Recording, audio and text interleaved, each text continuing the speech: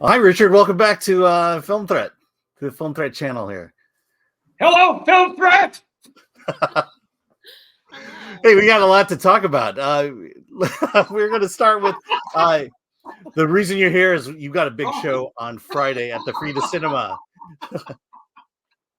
There we go. Oh, hi, Anastasia. Hello. Yeah, did I formally? I'm getting this right. I'm glad you're here. You got a big show at the Frida Cinema. Tell us about it.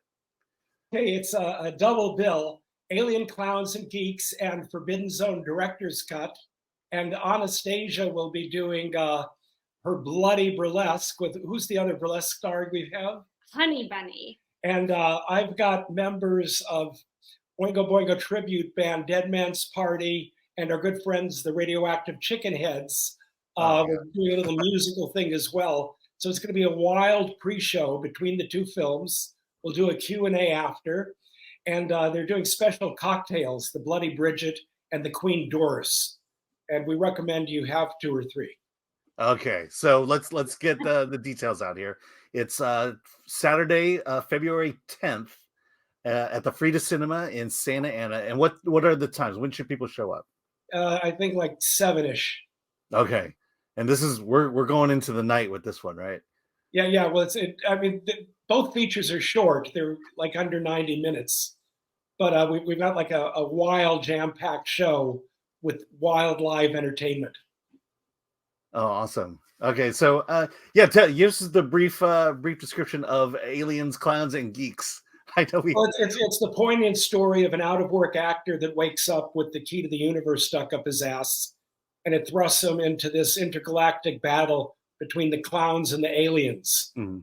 And the aliens are led by Vern Troyer as an intergalactic emperor, bigger than his boots. Yeah, and I'm sorry, I should have looked at. Is it Steve Agee? Is he also in it? Or Steve Agee, French Stewart from God, what is that? The science fiction TV show. Oh yeah, the Third Rock from the Sun. Yeah. He was great. George Wendt from Cheers, and then we've got Forbidden Zone Director's Cut, which is the way I've always wanted it to look, and I finally got it that way. All right, awesome. Okay, so that's this Saturday. Let's talk about some other projects. The last project, last film that we reviewed of yours was Bloody Bridget, and Film Threat gave it the thumbs up, the glowing review. Where's all about a 10, folks? Yes, that's right. Film Threat. So where are we at now with that? Well, we're doing the festival circuit. We've won 14 festival prizes. We've been from Canada to Brazil and everywhere in between. And I think next is Wisconsin, Seattle. They're flying us all over the place, and we put on live shows. Anna does burlesque. I can script local musicians. Well, not only burlesque, I do a wild, bloody burlesque where I literally rip the heart out of an audience member. Oh, that's awesome. Yeah. This is the Romans wanted blood, and we're giving it to them. Okay. And on Saturday, we're going to be teasing a little trailer from Bloody Bridget, and whoever comes gets to see my bloody burlesque performance there too. Okay. All right. It's on the calendar. I'm coming.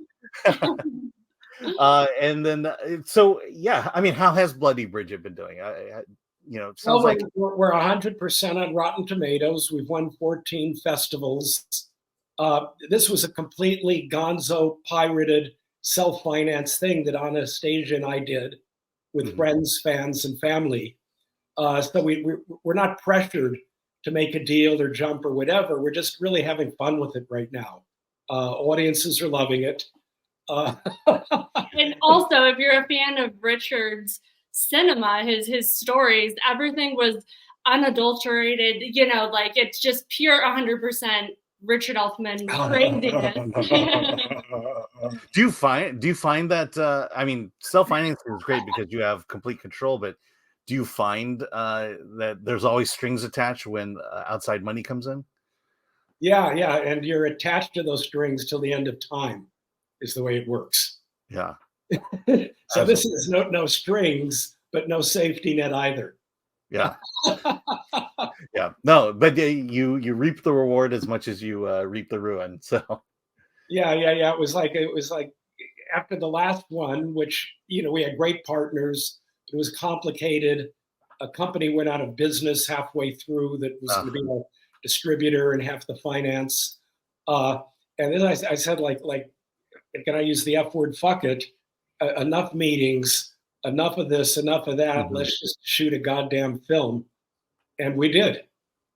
We didn't even know exactly what it was going to cost when we started. Yeah. I always find that filmmakers are even more creative when they have restrictions like that, even with budget. That the kind of the guerrilla filmmaking, person comes out, and you get a different film, but a much surprisingly better film. Sometimes. Well, we get to improvise like someone being shot at and like dodging up and back to avoid the bullets. So yeah, you got to be quick on your feet. I did this with Howard Wexler, DP I've been working with for 25 years. We shot it with 2 Blackmagic cameras, which are the cheaper, but 4K, 6K, 8K, looks great, worked well in low light. And it was probably the fastest I've ever worked. But I had a great cast. Anna was in every scene, and out of ridiculous trooper. She could be injured, she could be throwing up, she doesn't say anything, does more takes, collapses after, throws up outside the car. But I never know on the set. Yeah, the improvisation is great. I love doing that. Or really great work ethic, being a trooper, that all works too. All right, and then let's see. I also see here you have a vampire novel coming out as well. Yeah, the Schlemazel of Sabrium. It's, you find it on Amazon right now. It's a Jewish vampire story. Takes place in the 18th century. Kind of love, lust, revenge, blood, and humor. A lot of Richard Elfman humor. But yeah, get the Schlemazel of Sabrium. I've got 2 more novels coming, by the way. We're under contract. That's coming next. But I'm very proud of this novel, and I'd like it to be a film one day. I actually started writing a script, and then I said, screw it, let's do a novel instead, because you can get inside their heads. And so it was a different kind of medium. Yeah, you could flesh out the story in greater detail in a novel than. Yeah. Let us know what the guy's thinking, and we've got a narrator. Yeah. Now, is there a lore of a Jewish vampire, or are you making this up? No, I'm making it up. It's I'm trying to think. God, what was Roman Polanski did? Fearless Vampire Killers was a little bit of an inspiration, and also Teenage Mutant Ninja Turtles. Okay, we have a rat at the top of the mountain that knows how to change him back. Okay, and that's out on Amazon right now. Yeah. And we'll have some copies at the screening, so we're gonna have like some fun special merch there too. You got to go to this screening this Saturday. There's a lot going on and a lot of fun stuff for people, for fans. And let's go with the last one. From Hollywood Reporter, they reported that you are working on a animated series. Well, actually, a number of them. I'm working with it. I'm developing projects, getting music scored, getting the animatics done, and it's a company called The Apiary. But I'm on my 5th project right now, and they're moving forward. It's I really love animation. I mean, people often say, "Well, your work's cartoony." Well, hey, let's do cartoons. But I'm doing adult animation as well as kids stuff, including some bloody horror that's going to be fun, and some stuff that's topical and controversial. Yeah. I mean, what is it about animation that you're drawn to? Well, one, okay, I can't afford 1,000 monsters in my film, but I could certainly draw them. So it's like anything the mind thinks of, I can do. So in a way, it's very freeing. Doing these things, much more fun than I thought it was going to be. I mean, it's not work; it's play. Yeah.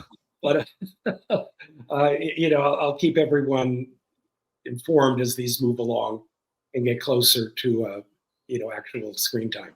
Yeah, I mean, I've been amazed lately, especially the last 5 years, how animation how indie filmmakers have greater access to animation than they have ever before.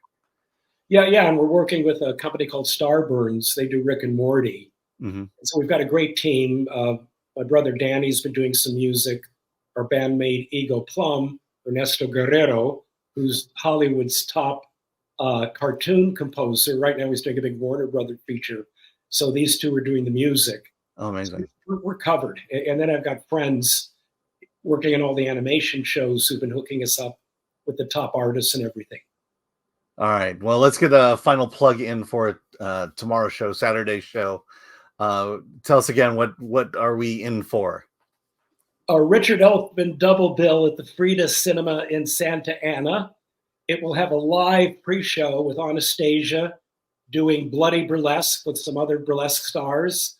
I've put a band together with members of Oingo Boingo tribute band Dead Man's Party and the Radioactive Chickenheads. So there's going to be a fun live show between the two features. Okay. Then a Q&A after, and they're also doing special cocktails, the Bloody Bridget and the Queen Doris. And photo ops. And not to mention getting to see Forbidden Zone on the silver screen and getting to enjoy it with the creator himself and audience and getting to see him perform live. Like, that's insane. You have to come out and support indie filmmakers.